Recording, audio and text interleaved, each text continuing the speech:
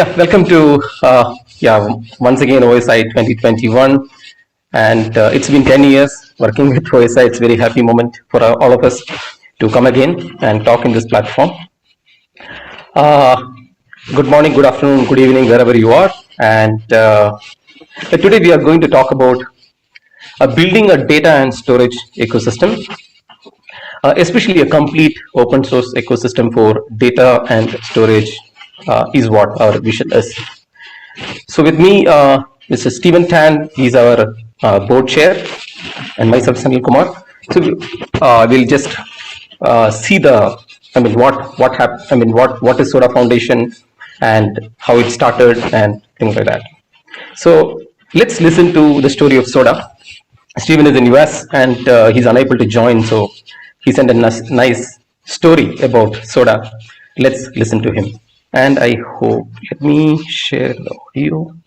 Everybody the way to open data and storage, and what we are doing at Soda Foundation to enable that. Stephen Tan, the chair of Soda Foundation and VP and CTO of Cloud Storage Solution at FutureWay. Introducing, giving a little background about what is Soda Foundation. So Soda Foundation is an open source project that's chartered under Linux Foundation. It focuses on open source data and storage management.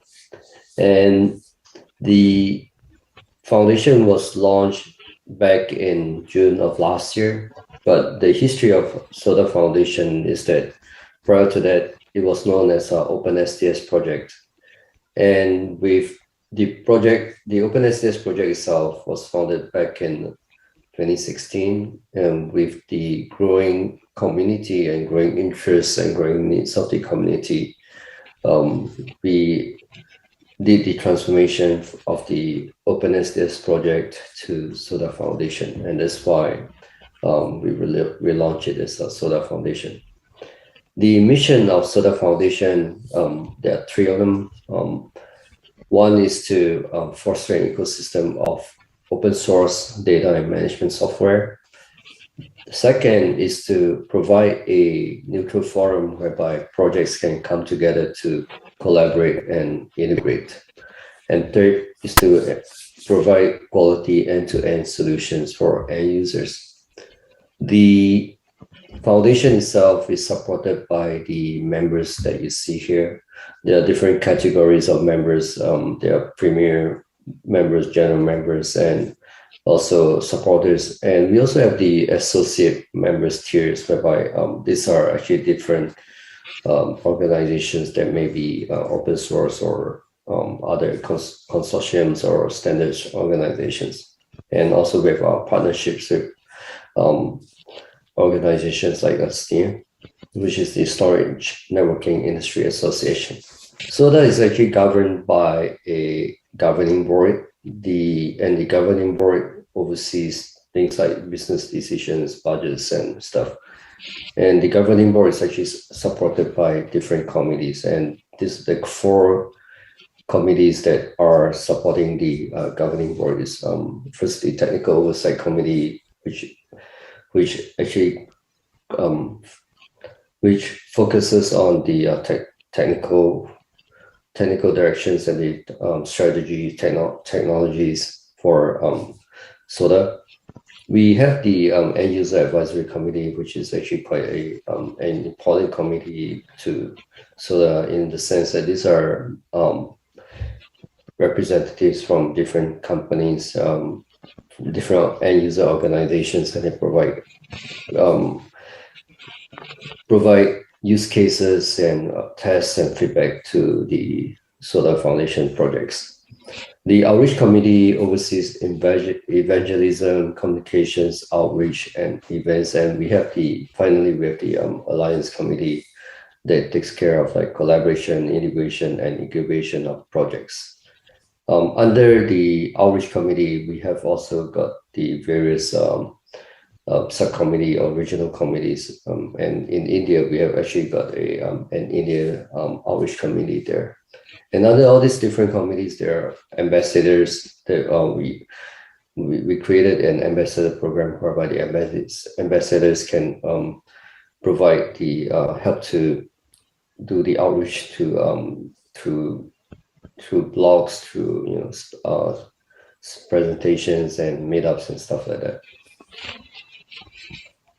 So these are the people that are in the leadership of the Soda Foundation, and you can see that they come from different organizations from around the world, and the organizations, some of them are the global, the multinational companies and so on, and others are from startups.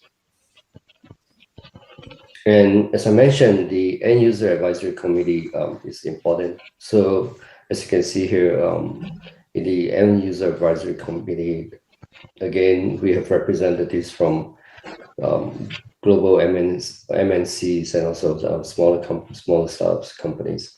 So Soda Foundation is an end user driven foundation in the sense that a lot of the projects or our directions are actually based on the needs and requirements of our end users. So, and this that the reason end users join Soda Foundation is because Soda Foundation provides a platform for them to share their challenges and their pain points, and also allow them to interact and share their ideas and how to solve problems. So the ecosystem for Soda Foundation can be roughly segmented into these 5 categories. First is the end users. These are the different end users that adopts the projects of Soda Foundation, and also these are the companies that are seeking solutions to their problems. The developers, the developer community is very important to Soda. So Soda itself has a core project which is called the Open Data Framework, which I'll introduce later.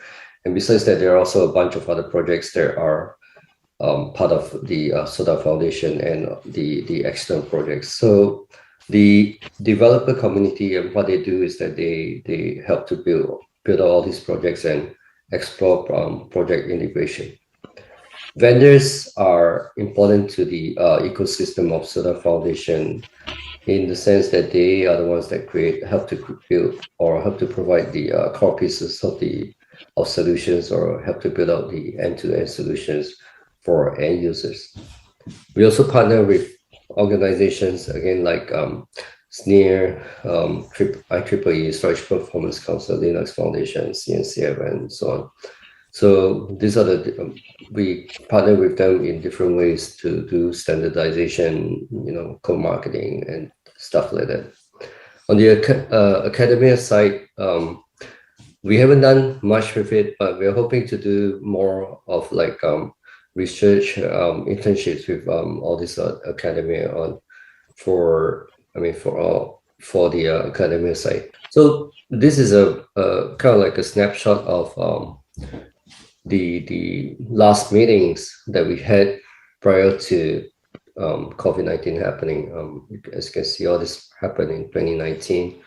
And it's a snapshot of the global community and the activities that we do around the world. And in India, 2019, that was the first time we had the event at the Open Source India in Bangalore. And certainly hope, that was a great event. I was there.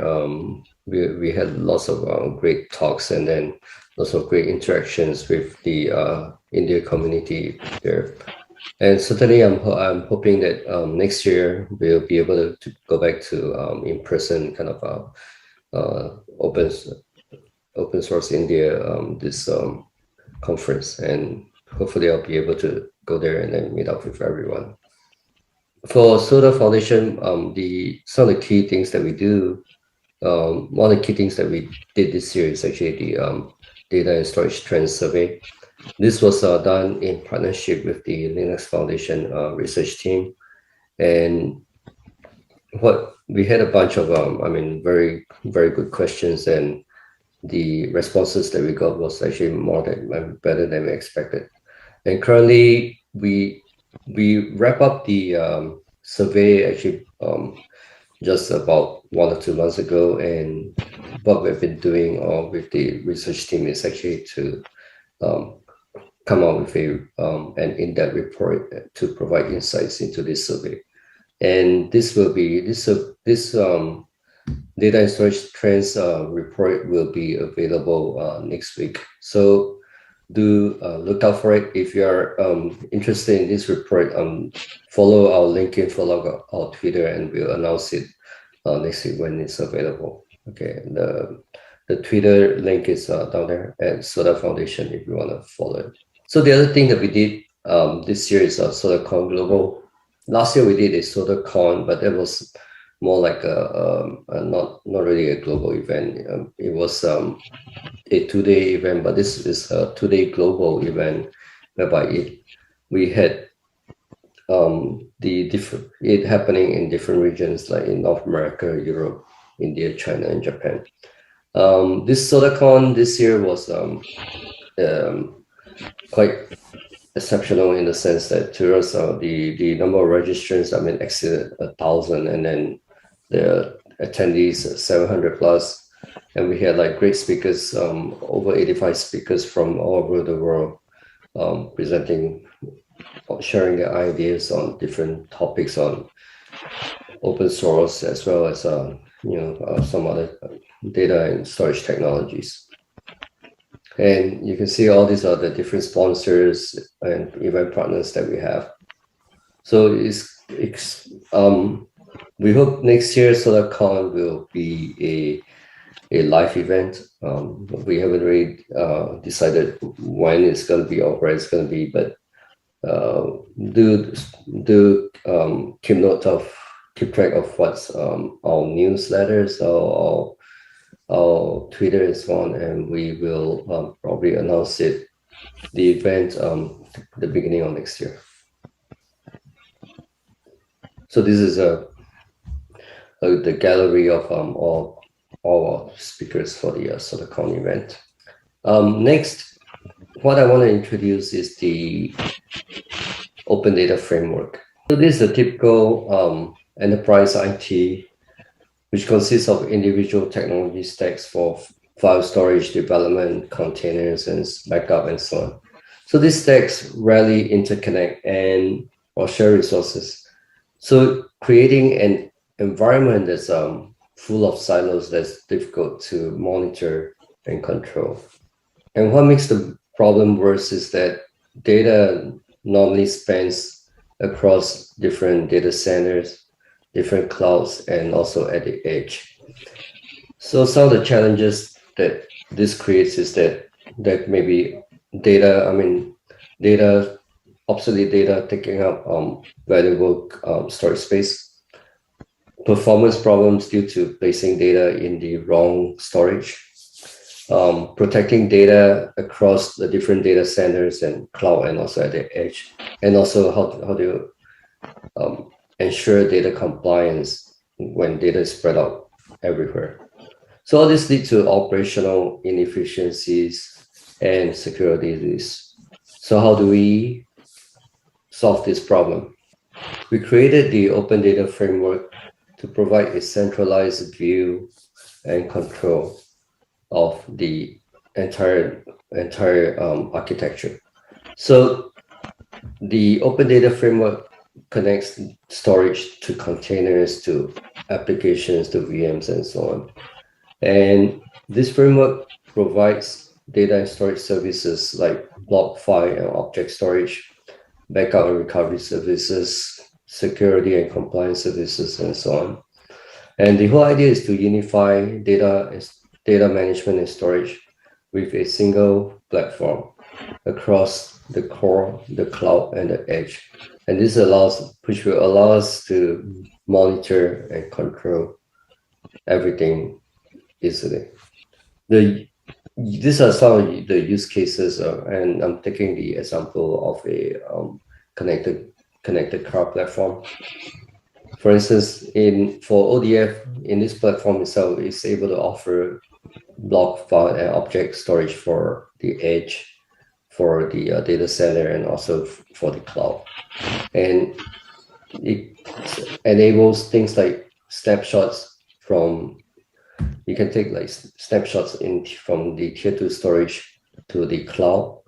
And also it can take care of like data lifecycle management by monitoring the age of data that sits on tier 1 storage. And if, let's say, it's been sitting there for like 3 months, we want to move it to tier 2 storage, and we can do that.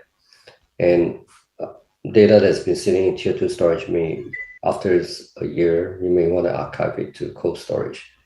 And so this is actually data lifecycle management that can be taken care of by the Open Data Framework. And there are other things like security and compliance, retention and archive, and also analytics and intelligence that can be enabled through this Open Data Framework. But the things that the Open Data Framework itself is not capable of everything. So there may be other pieces that needs to be connected to the framework to enable it to work. And I'll show you later on what the other projects that can be connected to the Open Data Framework to enable all these different functionalities. This diagram shows what the Open Data Framework is about. The Open Data Framework Open Architecture provides an open API for integration with platforms and applications. And it offers the plugins, what we call SODA plugins, for seamless integration for things like OpenStack, for Kubernetes and VMware. And also the storage profiles offers policy-based kind of storage provisioning, data protection, lifecycle management, and other data management functions. Storage, any kind of storage can be connected to the data framework through the dock. And for the connectivity, we offers like Cinder, Manila interfaces, the continuous storage interface, Swordfish interface, and so on. For the multi-cloud controller piece, it actually enables through this framework, it enables access to all the different cloud services, all the AWS, Azure, Google Cloud, Huawei Cloud, IBM Cloud, and so on. So what it does is that it creates a single kind of S3 interface that to access, for access to all these different clouds. So with the Open Data Framework, users can easily build end-to-end solutions with any storage, any platform, and for any cloud. So Open Data Framework, the APIs are based on the Swordfish standard. We leverage the standard so that we could accelerate development and also ensure that the Open Data Framework is compatible with or interoperable with the Swordfish ecosystem. The Open Data Framework consists of like different APIs. The storage API includes storage provisioning with policies for replications, snapshots, and so on. The multi-cloud API supports the major cloud services that I showed earlier, and also operations for things like data lifecycle management across the crops. The monitoring API enables performance monitoring with for IOPS, throughput, and other metrics. So with the API first kind of design, all the functions in the Open Data Framework are accessible and can be easily extended to support newer kind of features. As I mentioned, any kind of storage can be connected to the Open Data Framework through the dock, and we support the OpenStack Cinder and Manila interface, the container storage interface, and the Swordfish interface. And right now, the drivers that are supported includes all the Cinder and Manila drivers as well as the CSI drivers. So for the Open Data Framework, we've been releasing it on a quarterly basis since the launch of Soda Foundation. All the releases are named in alphabetical order, and they're named after islands from Faroe to the latest release is Kalpini in V1.5, and on you can see like for every release there are some key features and bug fixes, for the releases and so on. So next, I'm going to be introducing the Soda projects, which include the Soda incubated projects and the Soda Echo projects. The difference between the projects are that this incubated projects actually belongs to the Soda Foundation, whereas the Eco projects are either hosted by some organizations like CNCF or some other Linux Foundation organizations, or as well as some enterprises. So together, for these Soda projects, what we are looking for are collaboration, and then between our integration among all the different projects, building end-to-end solutions with the projects, and then helping them to be adopted by end users through POCs. So the first project I want to introduce is this distributed asynchronous object storage project. This is a project by Intel, and it's an open source project, object store designed from the ground up for massively distributed non-NVMe, non-volatile memory storage. The key feature of this project is high throughput IOPS, so it's meant for high performance kind of applications. Okay.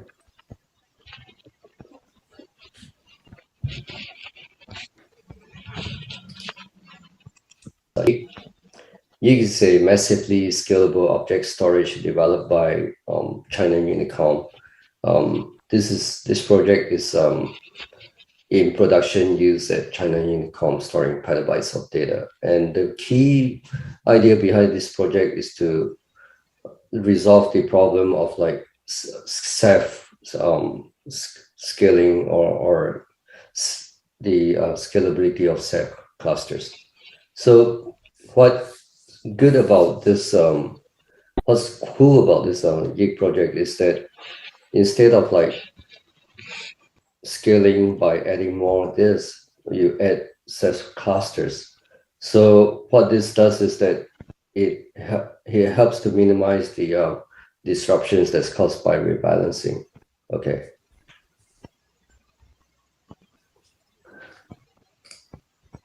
Block storage simply.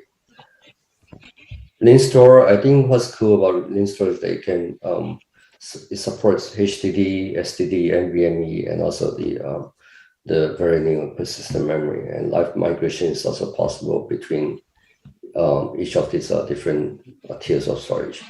It includes things like data dedupe, clustering, and has ultra fast performance. So for anybody that's looking for like Kubernetes kind of storage, this would be a good choice to look into.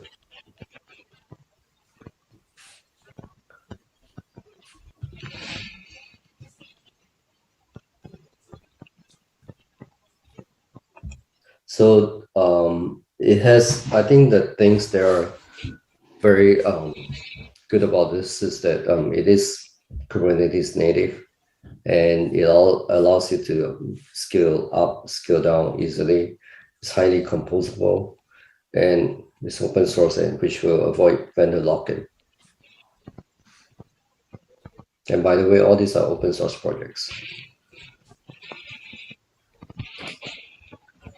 So Zenko is an open source infrastructure software by Scality.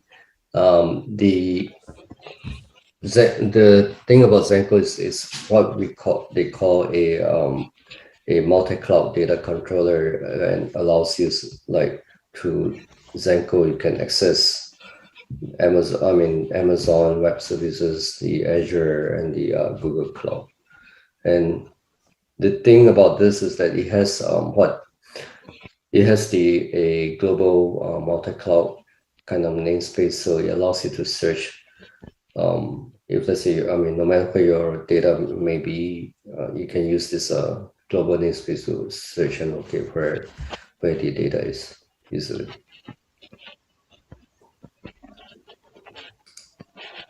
And last is Cortex. Cortex is a open source project or distributed object storage project by Seagate.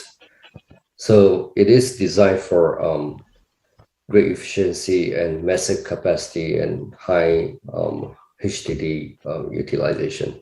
So for anybody that's looking for, again, high performance kind of object storage, this Cortex would be a good choice to look into. Okay. So with all these different projects, Open Data Framework actually works with all these projects or integrate with all these projects to produce the end-to-end solutions that end users need. And of course, there are other projects that are not part of the SODA ecosystem that can be also integrated into the Open Data Framework to enable things like backup and recovery, security, compliance, data lifecycle management, and so on. So Open Data Framework unifies data and storage management with a single open framework across the core and the edge. It is built on open source, open standard, open ecosystem, and open collaboration. So why organizations join SODA? These are this page lists all the benefits that joining SODA brings. I think SODA Foundation has a good mix of vendors and users and other organizations. And if you have a problem or a solution that you think can fit into SODA, definitely talk to us, and we'll see. We'll try to answer your question and then see whether joining SODA Foundation makes sense, in terms of like solving your problem or creating solutions for other users within SODA itself.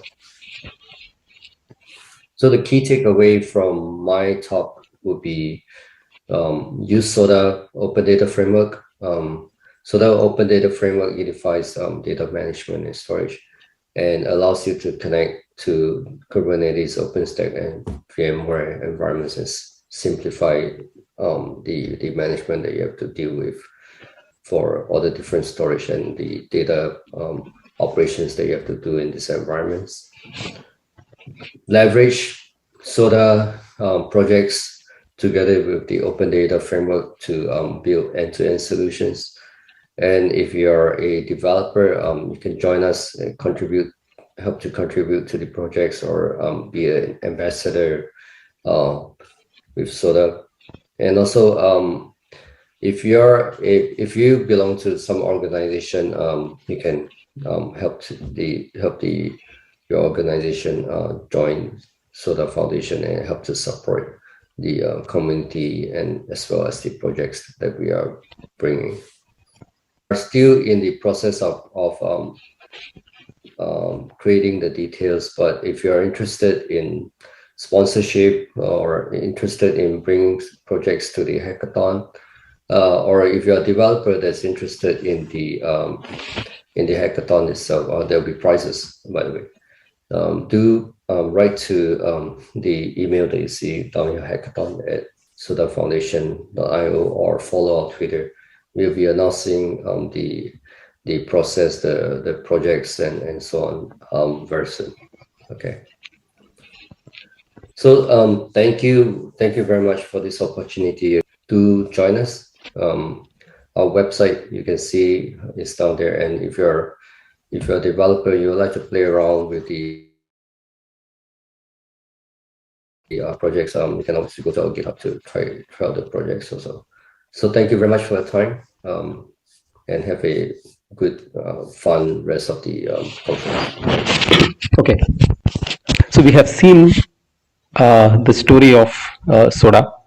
Stephen explained how we built over the period of time from OpenSTS to Soda with end users, developers, vendors, and standard organizations and academia.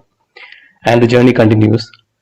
Now I will just go through some of the key aspects of our projects and some partners, especially from India.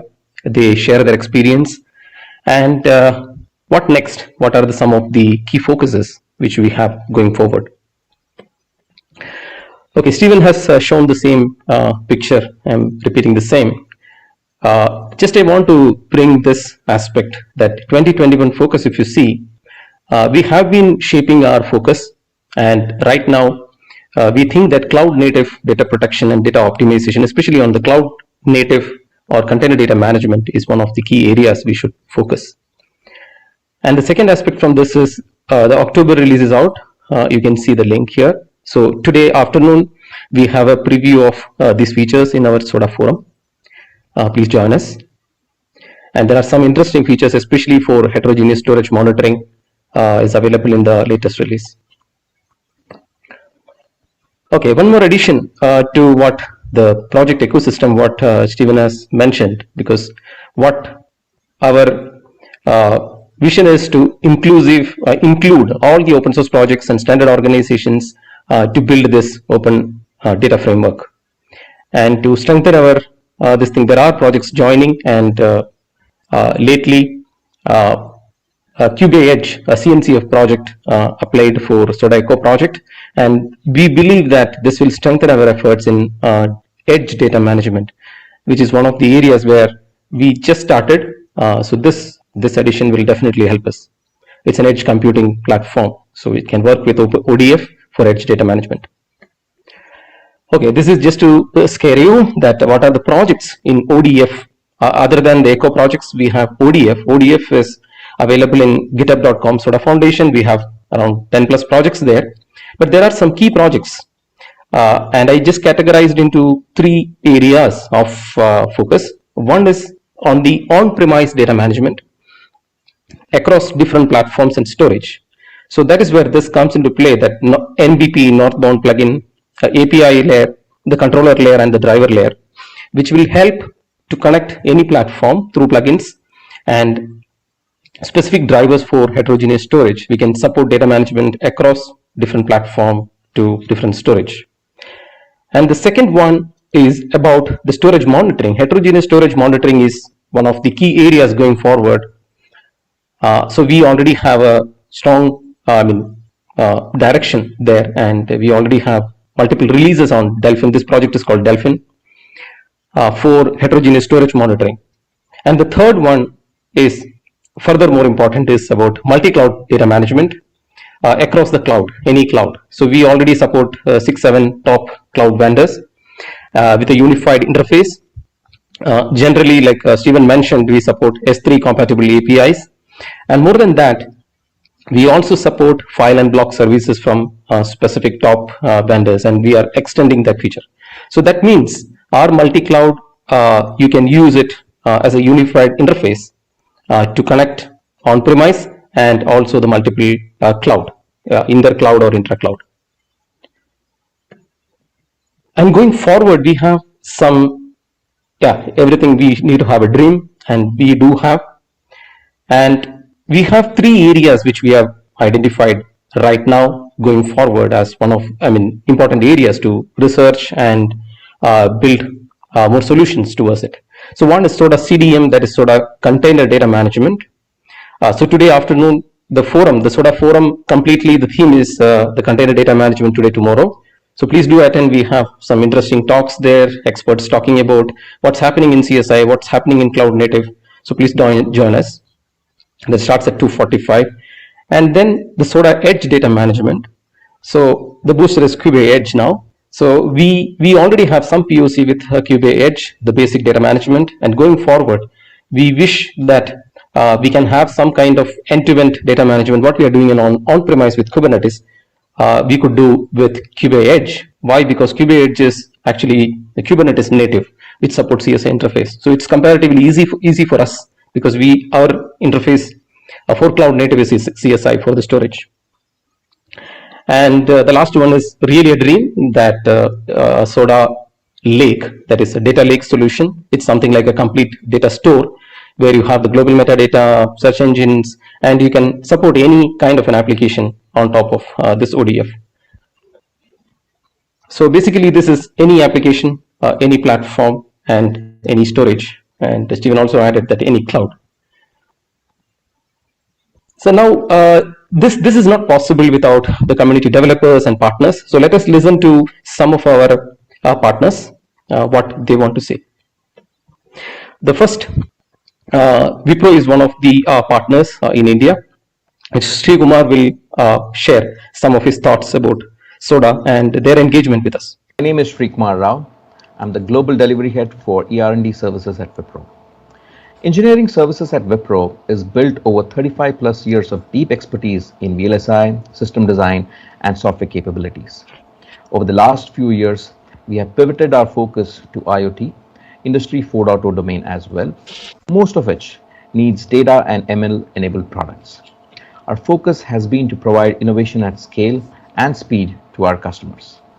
Our partnership with Soda Foundation has helped in various instances of this journey with positive client impact in the areas of data storage, analytics, and protection.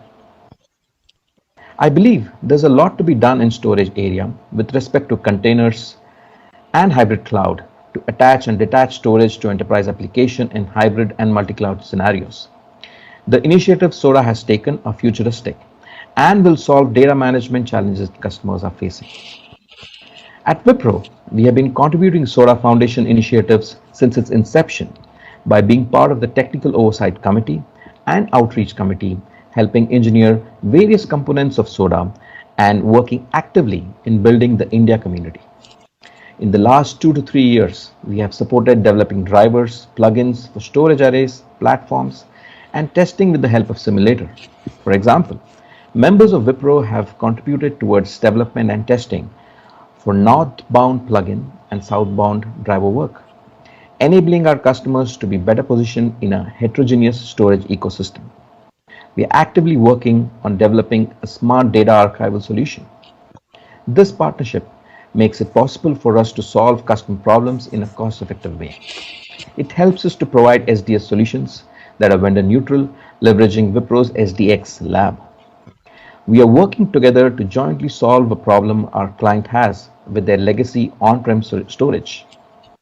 With Ceph as a choice, we proposed evaluating Soda, which can internally still leverage enterprise Ceph and get additional advantages. We also see it as an opportunity for our members to work and collaborate with development community across industry and get the needed exposure. We are thankful to Soda for helping us solve some of our customer problems jointly. Thanks to Wipro team for continuous support for this community. And next, Maya Data is another partner for us. I think Kiran will talk about their engagement and interest in Soda. Hello everyone, thank you for giving me the opportunity to speak at this event. It's a great conference. I'm Kiran Mova. I work at Maya Data as co-founder and chief architect. I help maintain the OpenEBS open source project, which is part of like the Linux Foundation and also the Soda Echo project. We started back in 2019, and with the increasing adoption and having the opportunity to talk to the various customers that are adopting data on Kubernetes, it's pretty clear that there's a transformation that is happening for running stateful workloads in the cloud native space. It's primarily fueled by the adoption of Kubernetes, the change in the way the applications are built, and at the same time, the hardware that was there is also being refreshed, and there is definitely a need for new framework and tools to help utilize the new storage and also meet the demands of the new workloads that are coming up.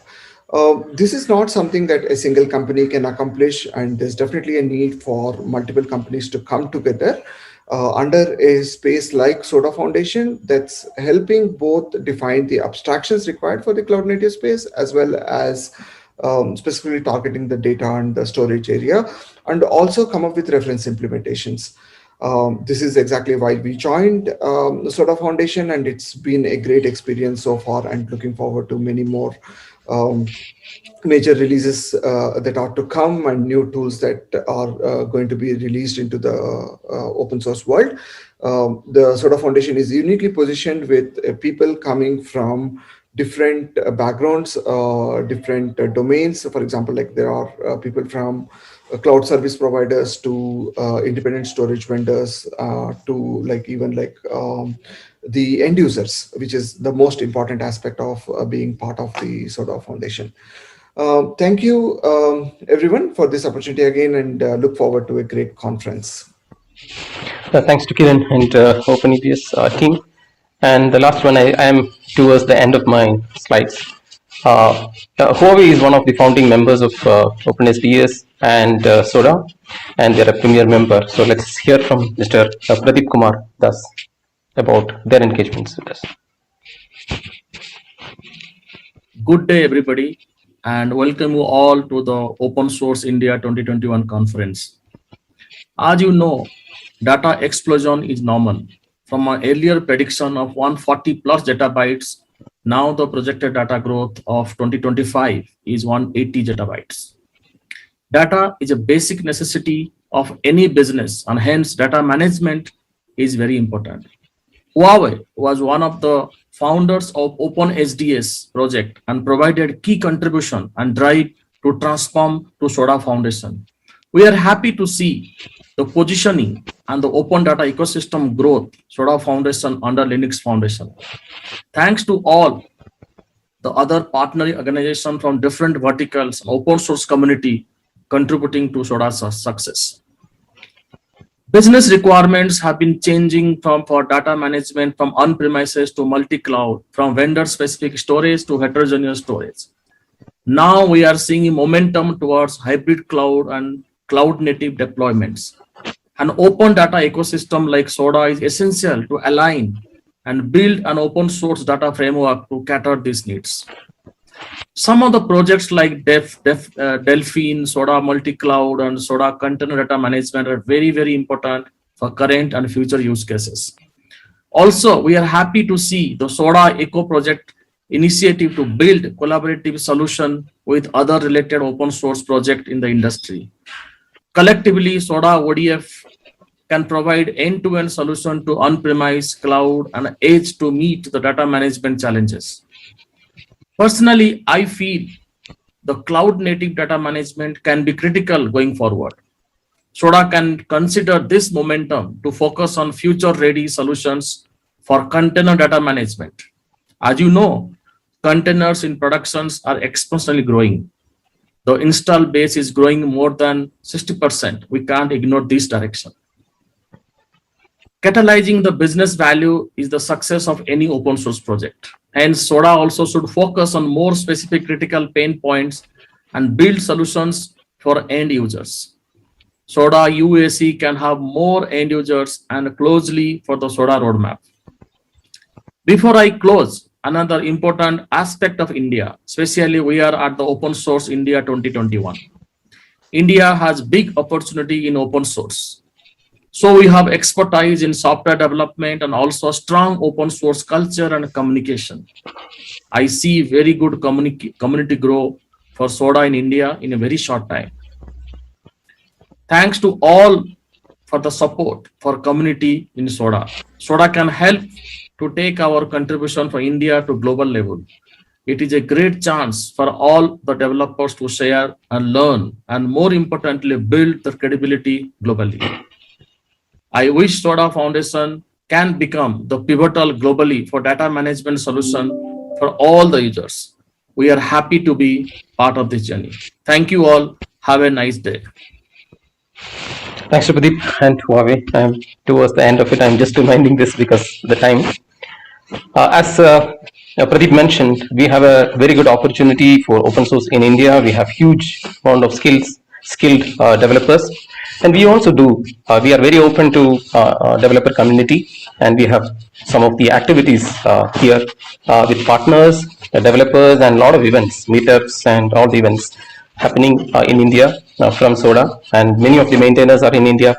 So we are very close to you, the community, developer community. So it's a very good chance for all of us to work together and take it forward. And we have a detailed discussion about the Soda ecosystem in the Soda forum in the afternoon by Sainar from Wipro. I will discuss that there. And say today, like I mentioned, we have a Soda forum on container data management and trends, challenges, solutions, use cases, and so on and so forth. And stay tuned to join. And we have a lot of prizes to win. And we are also announcing our hackathon winners. We got a very good response from students and the new developers.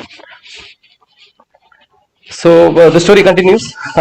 Join us in this journey to build this data and storage ecosystem together, and which is open, a completely open ecosystem for all. And yeah, like Stephen mentioned, we have a big event coming up in next March, which is called the Soda Code for all the developers, professionals, and beginners. Stay tuned for further information, and thanks a lot. And sorry for taking a few minutes extra. And please do join us. Thank you so much. Thank you, Sunil. That was a wonderful, wonderful session. I'm sure the audience loved it, and they would also be in the afternoon's session hosted by Soda. Sunil, anything else you would like to, say before we part ways, or we wait for the session for the afternoon one? Yeah, actually, I'm very, very happy because 2011, I think I started journey with Open Source India. So this has been 10 years, and I see Open Source India growing year after year. And we are all very happy to be part of it. And please join our Soda forum in the afternoon. And there are interesting talks, prizes, queues, and so on and so forth. It's a happening event. Okay, always we just have interactive sessions in Soda forums. We are like freak guys. Okay. Okay. Thank you so much. Thank you, Sunil.